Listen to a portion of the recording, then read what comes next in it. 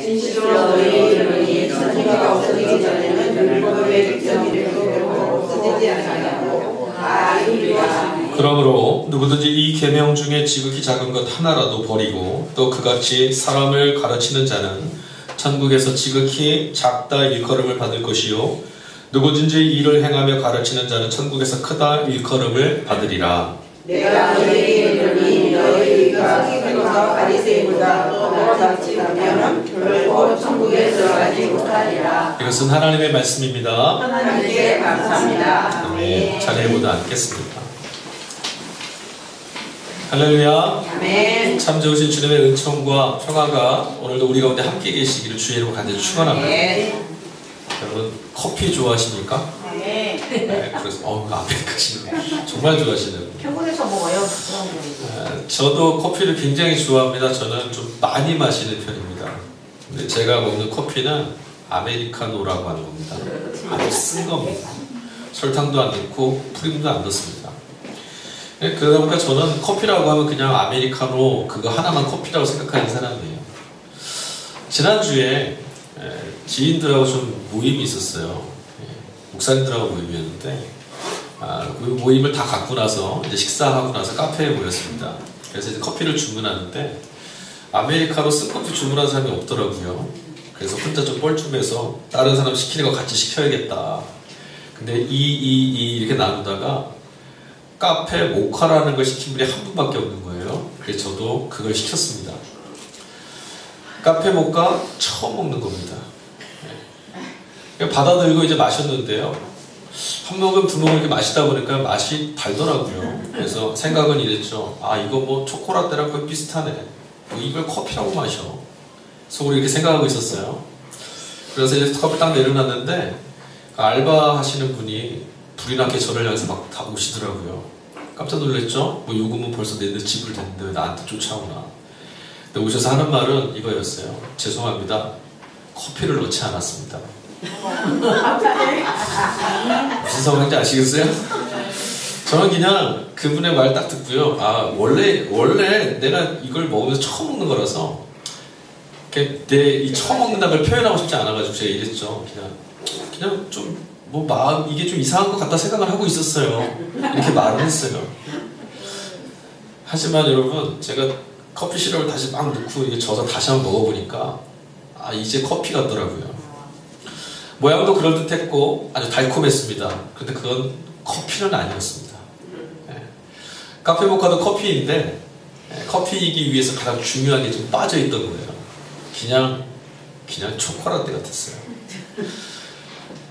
제가 이 말씀을 왜 하는가 하면 모양이 비슷하고 안에 되려 더 좋아 보여도 그 안에 있어야 될 게 없다면 어떻게 될까 생각해 봤기 때문이에요. 여러분 오늘 기독교 공동체를 바라보는 세상의 시선이 아주 매섭죠. 아주 사납습니다. 그냥 적지 않은 우려와 걱정 이렇게 염려를 하는 시선들이 이제는 아주 싸늘히 식은 것처럼 아주 날카롭고 냉담하게 느껴지는 것이 요즘입니다. 다들 너나 할 것 없이 큰일이다. 어떻게 하면 좋으냐? 이런 상황을 어떻게 타파할 것이냐? 우리가 어쩌다 이렇게 됐느냐? 다 그런 고민과 염려를 하고 있습니다. 그래서 이렇게 해보자, 저렇게 해보자 많은 이야기들도 나오고 방법도 소개가 됩니다. 그런데 그럼에도 불구하고 상황이 더 나빠지는 것만 같습니다. 좀 좋아지는 것 같이 보이질 않아요. 대체 왜 이럴까 생각해봤죠. 많은 분들이 입을 모아서 다양한 것들을 이야기했지만 입을 모아서 공통된 의견 하나 내는 건 뭐냐면 이렇게 된 이유는 교회가 세상의 빛과 소금의 역할을 제대로 감당해내지 못했기 때문이다 라고 말씀들을 하십니다. 기독교를 상징하는 가장 대표적인 말 중에 하나가 바로 빛과 소금이죠. 그런데 여러분 이 말이 우리를 나타낼 수 있고 상징할 수 있는 이 말 빛과 소금이라는 이 말이 이제는 우리를 가장 부끄럽게 만드는 아주 날카로운 말이 되고 말았습니다.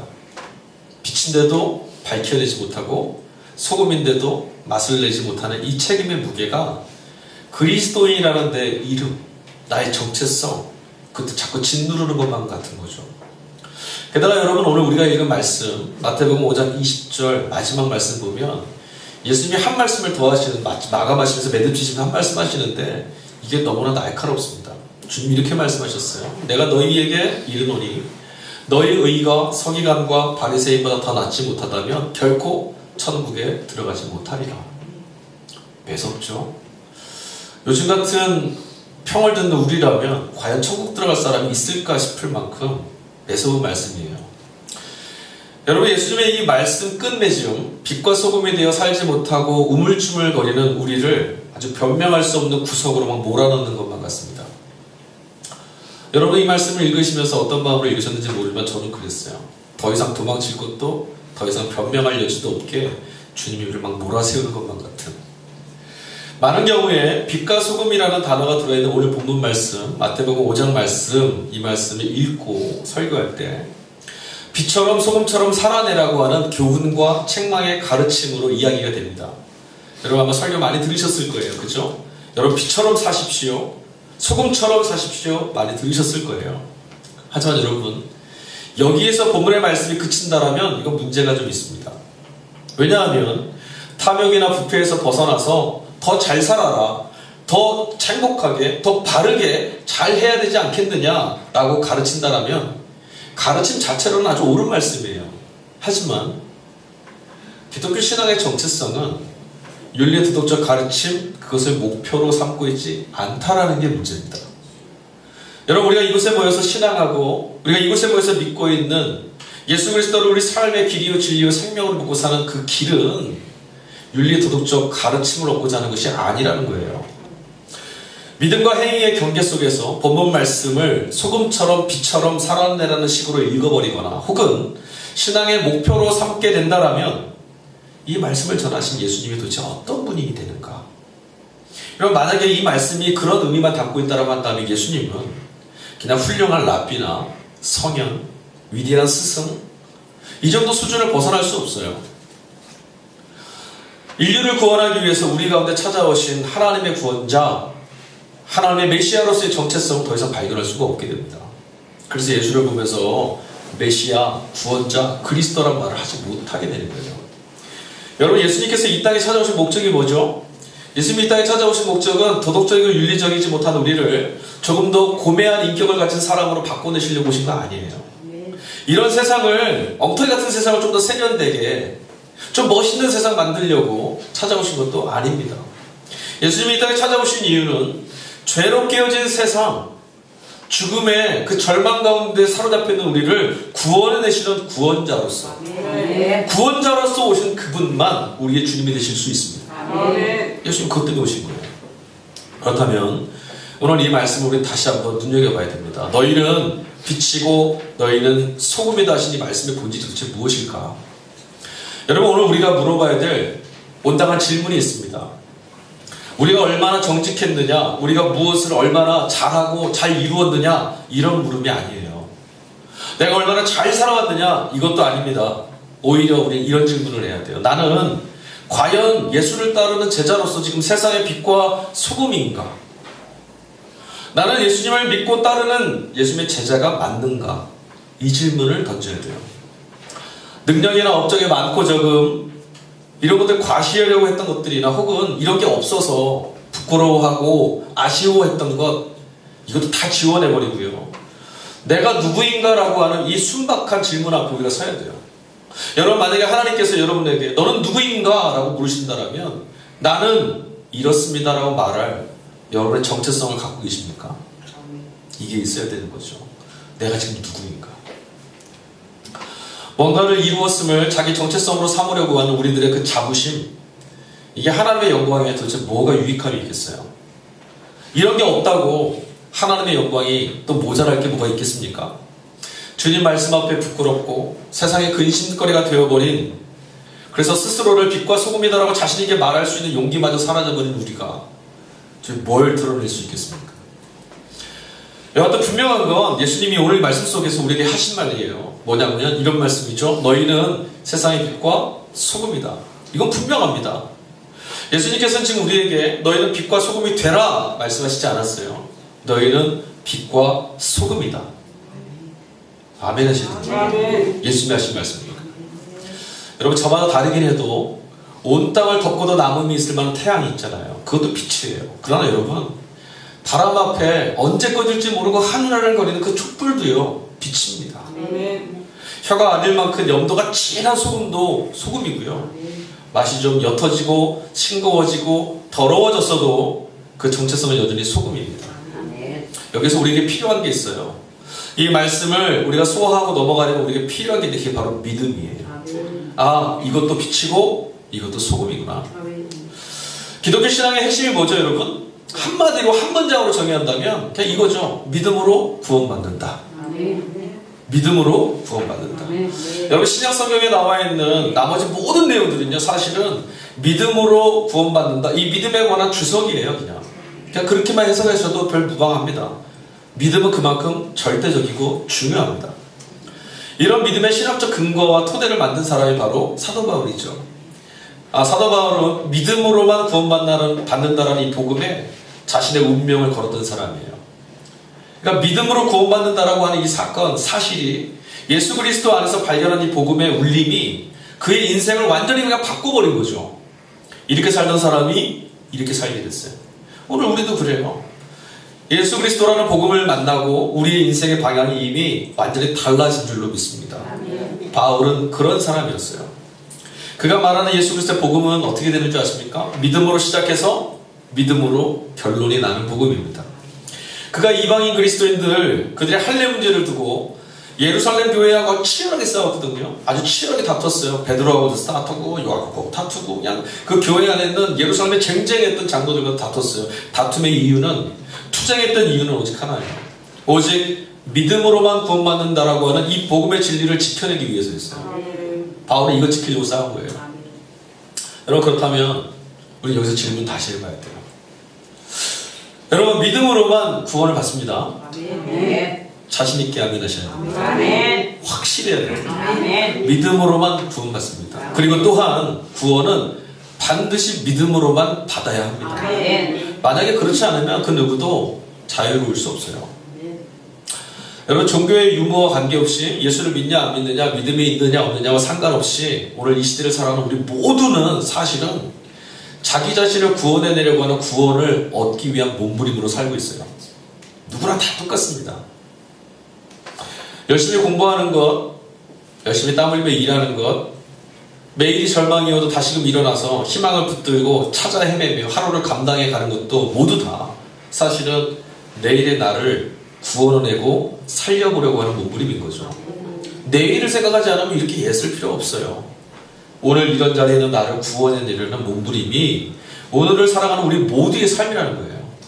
여러분의 하시는 모든 행위는 다 구원을 위한 것들이에요. 근데 여러분, 참 신기한 건 뭔지 아세요? 모두 다 그렇게 자기 구원을 위해서 열심히 살아가고 있지만 우리들의 인생과 삶이 전하는 말들은 인생은 너무나 허무하고 암담하고 절망스럽고 두렵고 불행하다는 이야기밖에 없어요. 구원을 얻기 위해서 세상이 요구하는, 그 구원을 얻기 위해서 요구하는 조건들이 우리들의 자유를 다 뺏어가기 때문에 그래요. 정말 이상한 건요, 자유와 구원을 얻기 위해서 내가 갖고 있는 자유를 박탈당하게 만드는 것, 그게 오늘의 세상의 삶입니다. 예수를 믿음으로 구원받는다라고 하는 이런 복음은 거짓된 구원의 이름으로 우리를 구속하고 억압하는 모든 힘 앞에서 우리를 해방시켜주는 하나님의 능력으로만 경험되는 거예요. 그게 복음이고 그게 믿음으로 구원받는다라고 하는 진리예요.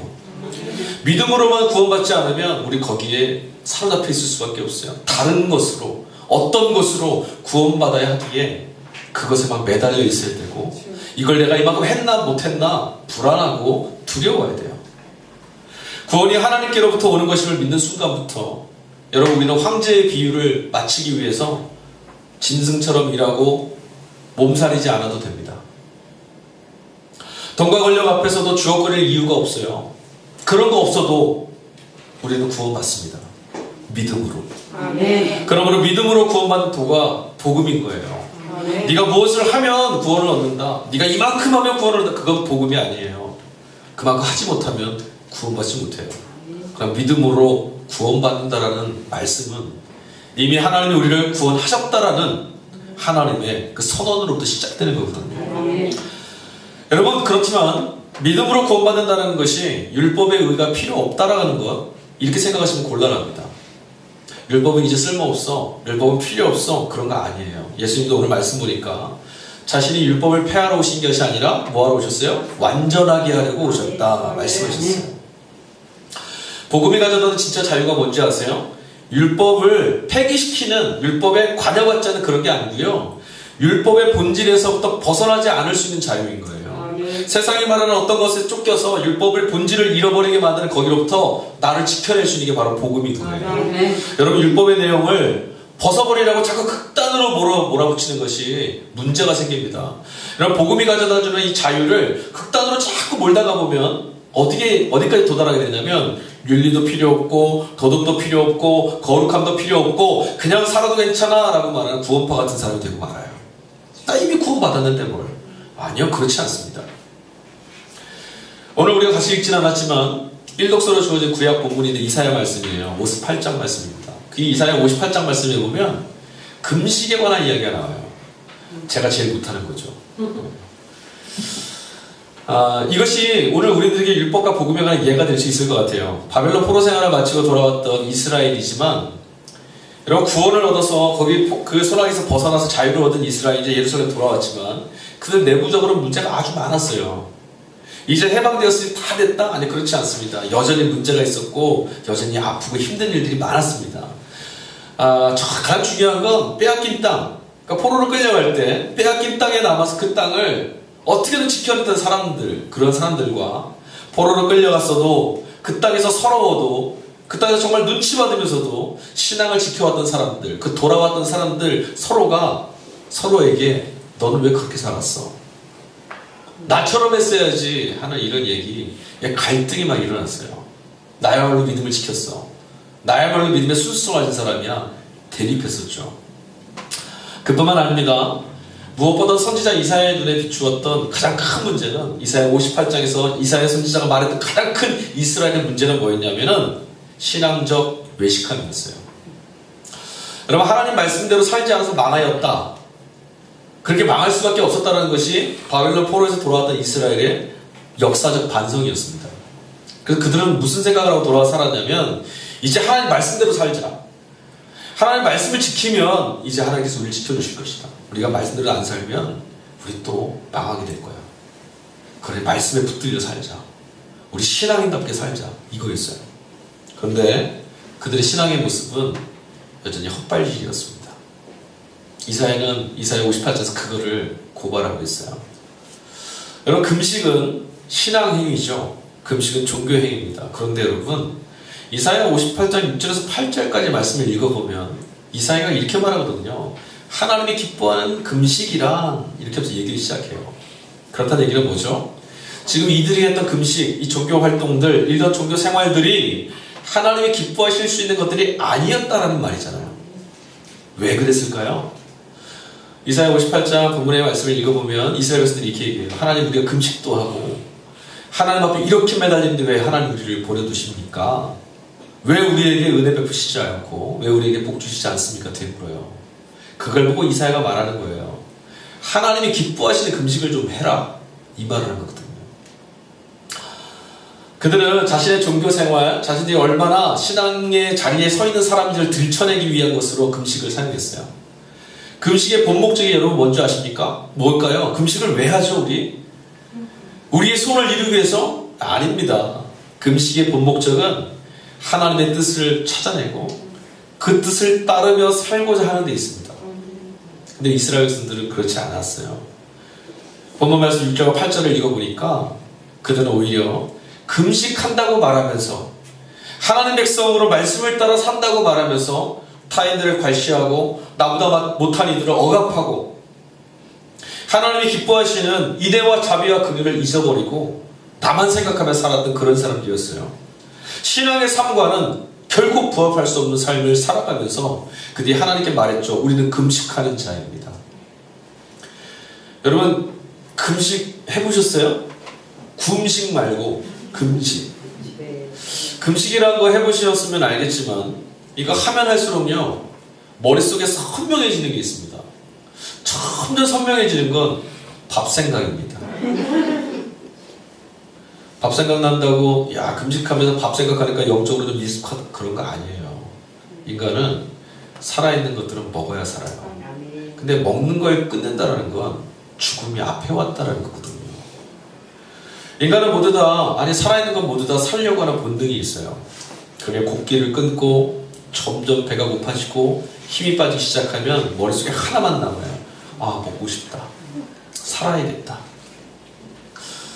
일단 밥의 문제와 부딪히고 나면 아주 신기한 일이 하나 벌어집니다. 무슨 일이 벌어진 줄 아세요? 야 배고파 먹고 싶어 밥 한 숟가락 하나만 먹었으면 좋겠어 이 생각이 자꾸 일어나면 그게 강해지면 강해질수록 정말 신기한 건 거짓말처럼 기도하기 이전까지 내가 붙들고 있고 나를 짓누르던 모든 문제와 염려거리가 다 사라집니다. 그거 아무것도 아닙니다. 지금 밥 한 그릇 먹는 게 지금 소원이에요. 별거 아니에요. 그냥 죽을 것 같아요. 그게 뭐 대수야. 밥만 먹으면 좋겠어. 이거죠. 염려와 근심에 살아났던 그 문제들이 다 사라지고 보통 먹는 것에만 마음이 모아진다. 이게 뭐냐면 비워내 집을 통해서 비본질적인 것들이 다 사라지고 정말 중요한 본질이 무엇인지 우리가 알게 된다는 거예요. 사는 것. 그게 제일 중요하거든요. 여기서 더 나가게 되면요. 굶주리고 있는 이웃들이 눈에 들어와요. 아, 배고픈 이들의 아픔과 고통이 이런 거구나. 우리 주변에 함께 굶주린 이들의 아픔이 이런 거구나. 얼마나 힘들었을까. 여기서 조금 더 나가면 뭐가 되는지 아세요? 뭐가 경험되는지 아십니까? 아, 우리 모두를 일용할 양식으로 먹여주시는 하나님의 손의 은혜가 정말 귀한 거였구나. 하나님의 손을 바라볼 수 있는 눈이 열려지기 시작하는 겁니다. 내가 사는 것이 아니라 하나님이 먹여주시니 사는 것이라는 것을 깨닫게 되고 그런 사실에 감사할 수 있게 돼요. 그래서 금식기도 하는 거예요. 금식의 본질이라는 게 바로 이런 겁니다. 본질이 뭐예요? 하나님을 발견하는 거죠. 여러분 본질을 잃어버리면 나보다 못한 나를 자꾸 정죄하고요. 나뿐만 아니죠. 타인도 정죄하고요. 우쭐대는 오만한 종교성만 남게 됩니다. 본질을 잃어버리면 다 그래요. 복음과 율법, 율법과 복음 그 본질이 무엇인지 여러분 눈에 들어오셔야 돼요. 본질 정말 중요한 것은 금식을 하는 것이 아니라 금식이 이루고자 하는 본질과 목적이 무엇인지를 아는 데 있어요. 율법은 행함에 중요한 것이 아니라 율법의 본질인 하나님과의 관계를 깨닫게 하는 데가 의미가 있다는 거예요. 율법은 우리로 하여금 하나님과 관계 안에 있지 않고 우리 죽는구나. 하나님과 관계성 안에 있어야 되는 것을 깨닫게 해주는 거예요. 여러분 예수님은 자신의 율법을 폐하러 오시지 않았다고 말씀했습니다. 율법을 완전하게 하기 위해서 오셨다. 여러분 이 말씀을 들어보면 복음과 율법의 관계를 예수께서 어떻게 정립하셨는지 우리가 알게 됩니다. 여러분 복음은 율법의 반대 개념이 아닙니다. 결코 율법적 책임과 경건한 살아남을 책무를 가볍게 하거나 면제시켜주지 않습니다. 오히려 복음은 율법보다 더 큰 의로움이에요. 여러분 보통 생각하시면서 율법은 대단히 잘 지켜야 되는 어떤 숙제와 같이 무거웠다 생각하고 복음은 그냥 자유만 누리면 된다 생각하는 경향이 있어요. 그렇지 않습니다. 복음은 예수를 따르는 우리들의 삶을 서기관이나 바리새인들의 의의 수준을 뛰어넘는 예수 그리스도의 의로움 수준으로 격상시키는 거예요. 누구의 수준이요? 예수 그리스도. 예수 그리스도께서 하나님을 어떻게 대하셨는지 그 수준까지 우리를 끌어올리는 거라고요. 바리새인과 서기관들은 하나님을 그들의 종교의 대상으로 삼고 있었어요. 그건 하나님께 인정받는 그 의로움이라는 것은 그들의 의로움은 그냥 양자 같은 거예요. 그러니까 예수님은 어떻게 하셨죠? 하나님의 아버지셨습니다.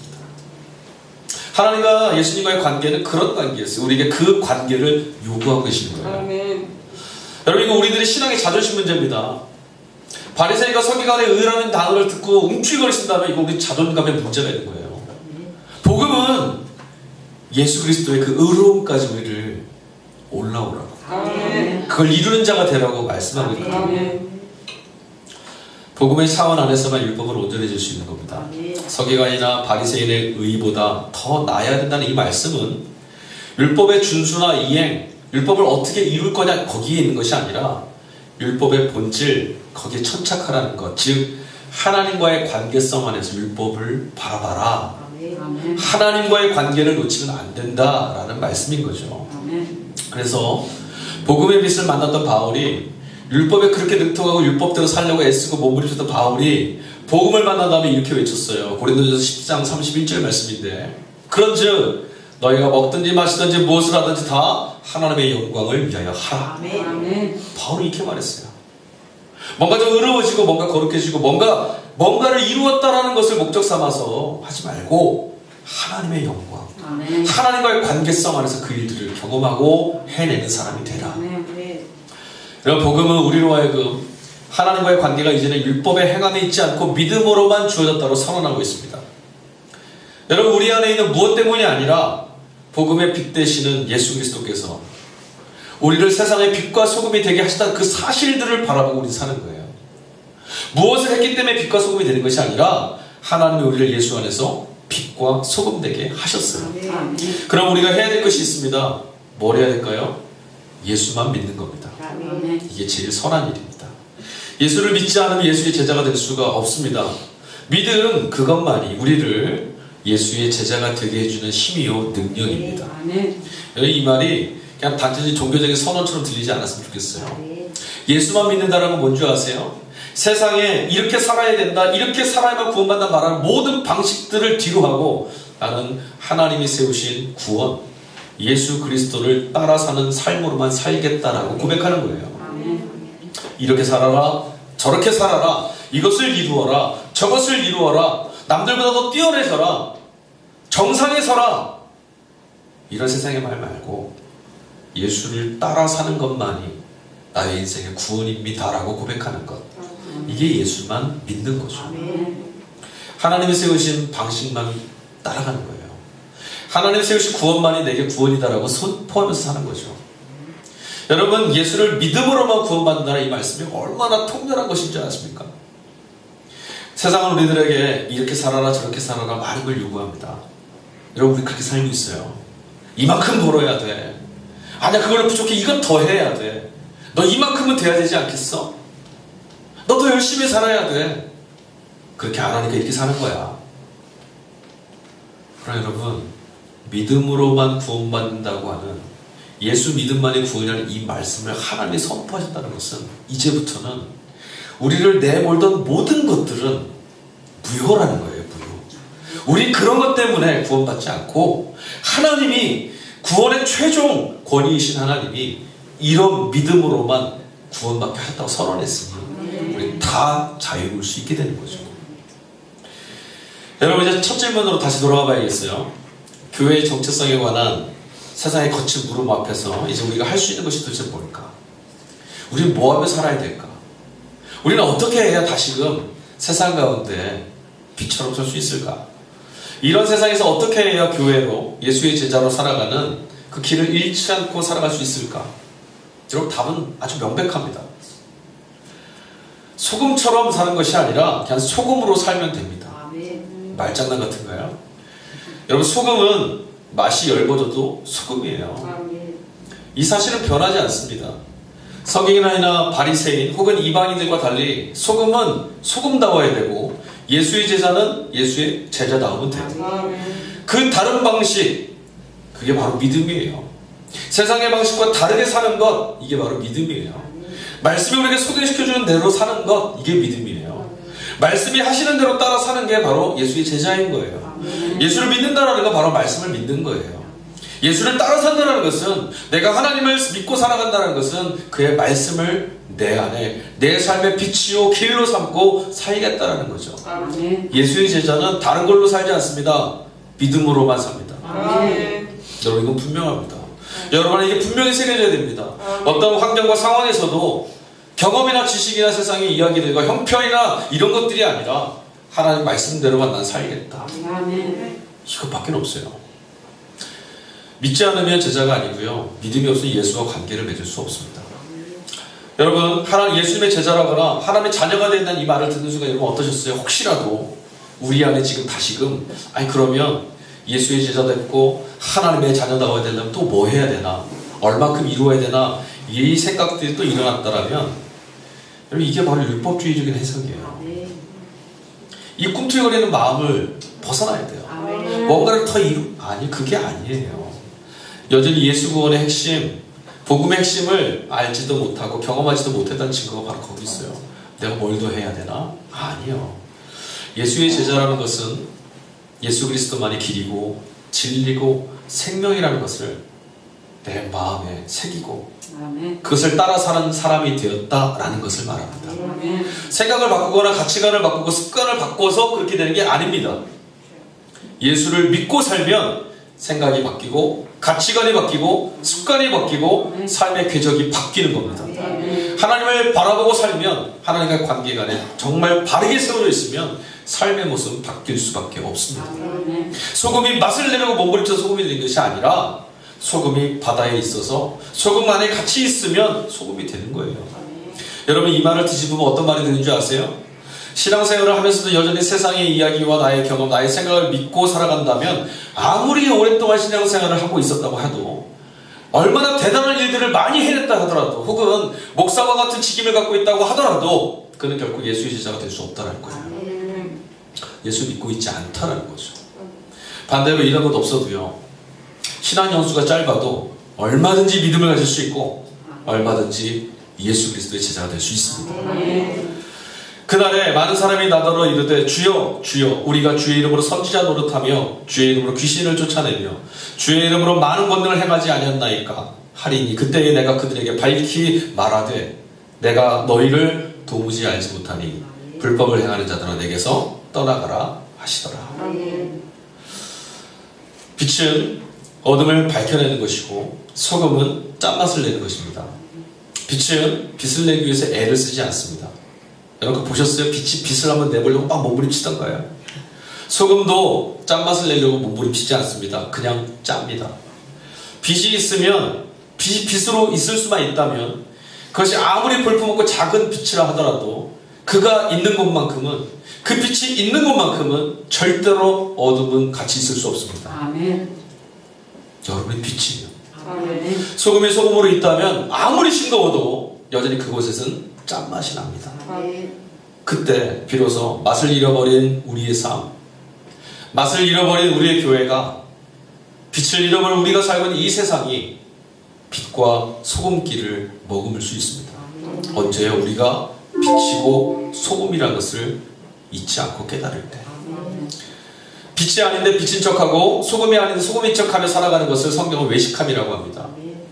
우리가 소금일 수 있는 것, 우리가 제자일 수 있는 것, 우리가 세상 안에 빛이 될 수 있는 것, 그렇게 세상을 밝히고 맛을 되찾게 해줄 수 있는 그 한 가지는 복음이신 예수 그리스도 안에 있는 것, 그 예수 그리스도만 믿는 것 뿐입니다. 예수만 믿는 것. 아멘. 내 말과 내 전도함이 설득력 있는 지혜의 말로 하지 아니하고 다만 성령의 나타나심과 능력으로 하여 너희 믿음이 사람의 지혜에 있지 아니하고 다만 하나님의 능력에 있게 하려 하였노라. 아멘. 바울은 고린도전서 2장 4절과 5절에서 이렇게 외쳤습니다. 바울은 성령께서 이 믿음을 우리들의 능력이 되게 해주신다라고 외쳤어요. 믿음, 주님만을 믿고 사는 것이 대수냐고요? 예, 대수입니다. 성령이 우리한테 그 믿음이 능력되게 해주십니다. 아멘. 우리는 예수 그리스도의 복음 안에서 세상을 향한 하나님의 빛과 소금으로 이미 부름받았고 세워진 존재들입니다. 아멘. 여러분 이 사실을 믿어야 됩니다. 이 사실을 믿는 것과 씨름하시는 거예요. 세상은 우리에게 말합니다. 너는 빛이 아니라고, 너는 소금이 아니라고, 네가 뭘 할 수 있냐고 질문합니다. 우리는 내 안에 있는 능력을 믿지 않고 나를 그렇게 만드시고 부르신 하나님을 믿는 거예요. 아멘. 볼품 없어도 아무것도 아닌 것 같아도 주님이 여러분을 선택하셨어요. 아멘. 그래서 우리를 선택하셔서 세상의 빛과 소금으로 세우셨다는 거죠. 이것을 믿는 것은 나 부르시고 세우신 주님을 믿는 겁니다. 아멘. 여러분 그 빛을, 그 맛을 지키시는 분은 바로 성령이십니다. 아멘. 이 사실을 믿으셔야 합니다. 우리의 빛 되시는 예수 그리스도께서 주어진 그곳에서 빛과 소금으로 살아가려고 하는 몸부림치는 여러분의 삶을 성령을 통해서 자유케 해주실 것입니다. 아멘. 이것이야말로, 그리고 이것을 경험하는 것이야말로 구원의 능력임을 여러분 반드시 깨달아 아시기를 아멘. 주의 이름으로 간절히 축원합니다. 아멘. 기도하겠습니다.